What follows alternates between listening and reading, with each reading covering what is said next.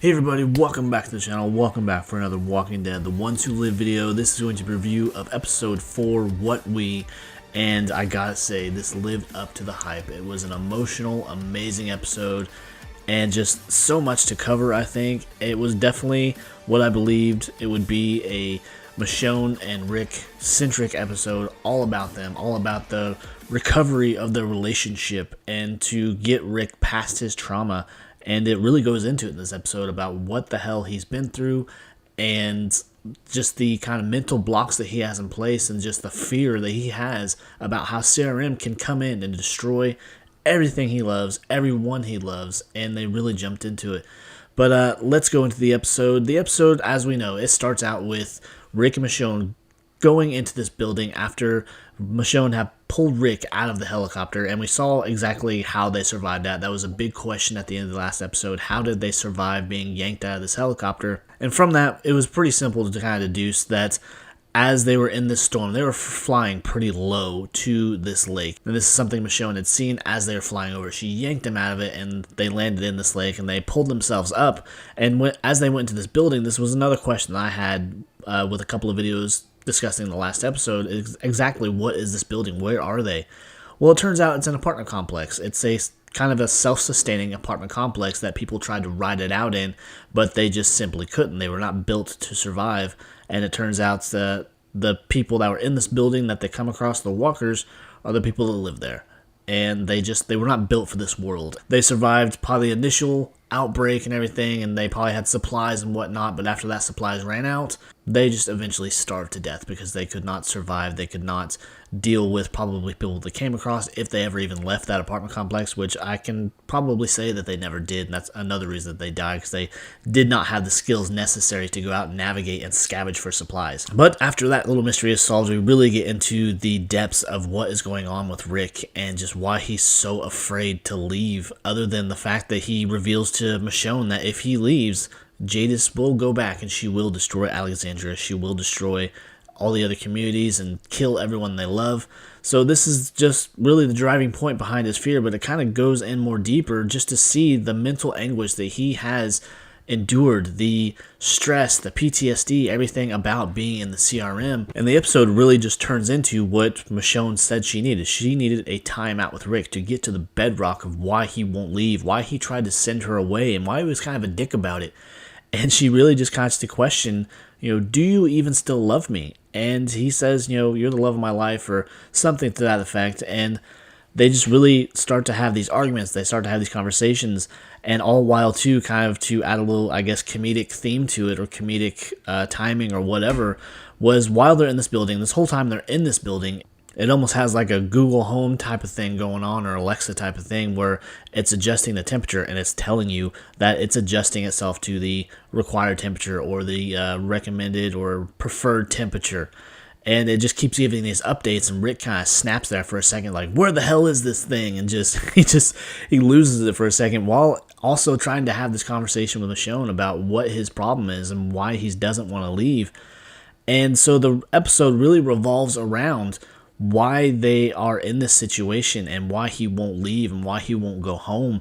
And it all comes down to just he's terrified. He doesn't want to leave, but also he's been kind of brainwashed by it too, where he really thinks that he can carry out Okafor's vision of changing the CRM to what it could be to help people instead of bombing innocent people to get too close to it. And Michonne's just not buying it. She does not believe that he wants to be there, even though he's trying to sell her every reason that he thinks that he can change it.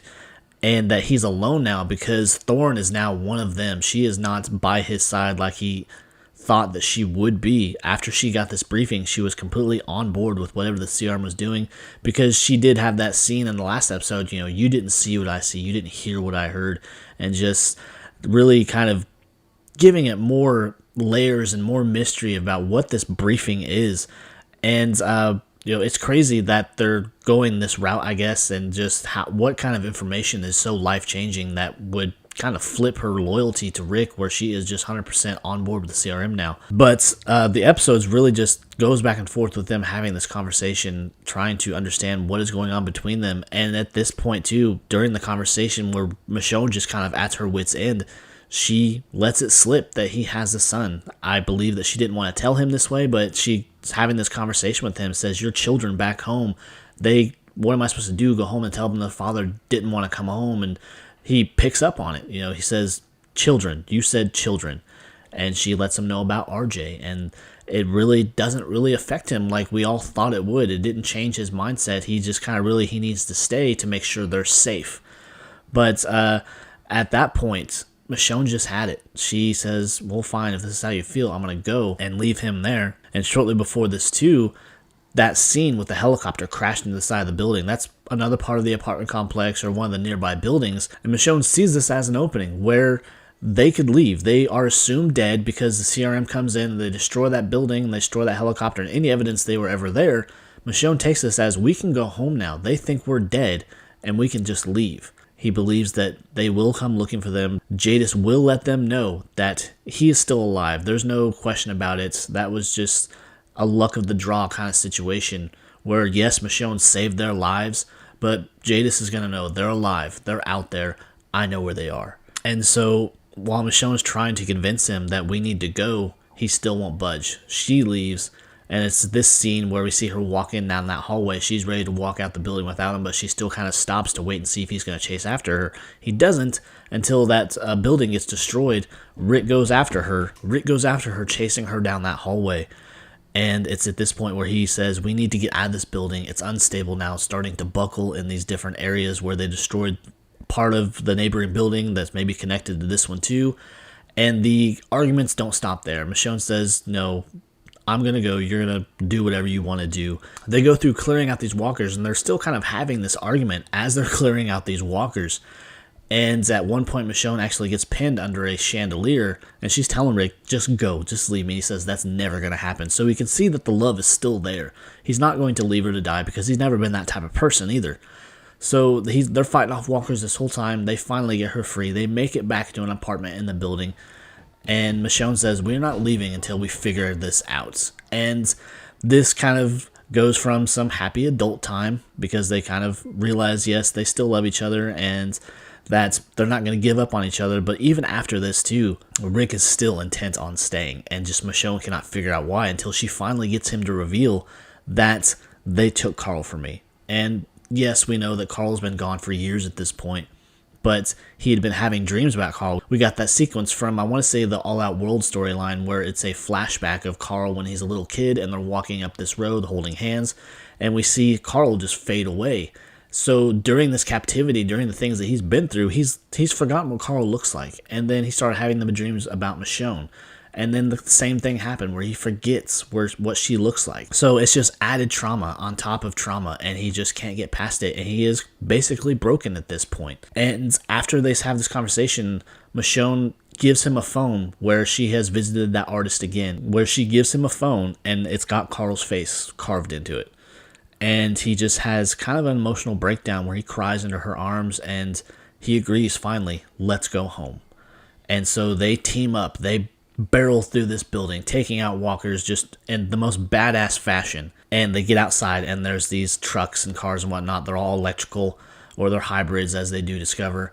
And they get in the car and they leave. And you think that would be a good place to end it, to see them possibly going home. But from what I've seen from the trailer and everything for the next episode, at some point something goes wrong, and I'll discuss that further in the trailer breakdown. But all in all, this was an amazing episode, and it really got to the bedrock of what was going on with Rick, why he was so afraid, and what is the basis of his trauma other than being taken away from his family. He has been broken. He has forgotten the faces of the people he loves because of the repeated escape attempts being failures, and he just couldn't take that.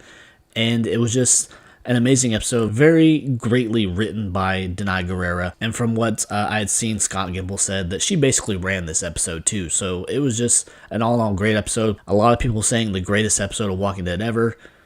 I mean, yeah, it was a good episode. I really enjoyed it. But I mean, there has been some here and there through the 10 plus years of Walking Dead that we've had that have been great too. But it really explored something I guess we haven't seen before, and really giving us a little bit of hope that he could get home. or they could get home together, but there's still 2 more episodes left, and there's still a lot to go wrong.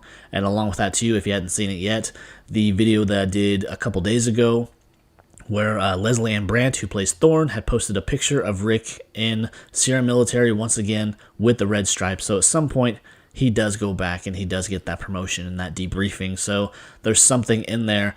And again, I'll discuss it further in the trailer breakdown, where our hopes of them actually getting home and being reunited with everyone, I think they're going to get dashed. I think something's going to happen. We could lose someone, or they could just simply go their separate ways. But I think we're in for quite an emotional ride with these last couple episodes. But anyways, if you enjoyed the video, if you enjoyed the breakdown of this episode and the review, please leave a like, leave a comment, and of course subscribe to the channel. I'd really appreciate it. Help me make that push to 1,000 subscribers. I'm getting closer every day, and I appreciate the hell out of it. So until next time, guys, take care. Bye.